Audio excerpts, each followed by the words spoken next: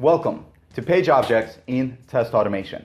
In this course, I'm going to teach you an amazing technique known as the page object pattern that's going to drastically improve the stability of your automated functional tests. I remember when I was first starting out doing automated functional testing. I would write tests and they were so flaky. It seemed that as though the outcome of the test was directly correlated with the weather outside. It was so frustrating. Therefore, along the years, I've learned many techniques to stabilize my automated functional tests. The best one being the page object pattern. After learning the page object pattern, I saw a 1000% increase in the stability of my automated functional tests. Therefore, I'm going to teach you the same exact technique. I'm going to start out this course by first teaching you why techniques such as record and replay and keyword-driven frameworks cannot possibly succeed when it comes to functional test automation. Afterwards, I'm going to introduce you to the page object pattern.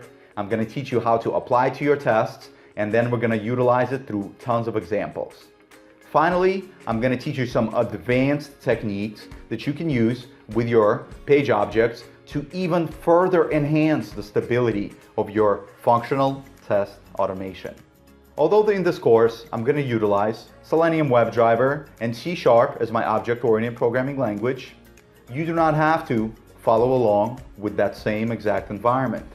If you want to use Telerix Test Studio or Test Complete or Java or Python, you can use it. The techniques that I'm teaching here are fundamental test automation design principles, and they can be utilized in any automation testing environment. And I'm really excited to be teaching you here today. This is my best course to date, and you're really gonna love this course. I've taken thousands of hours of feedback from all of my students over the years, and I've applied it to this course.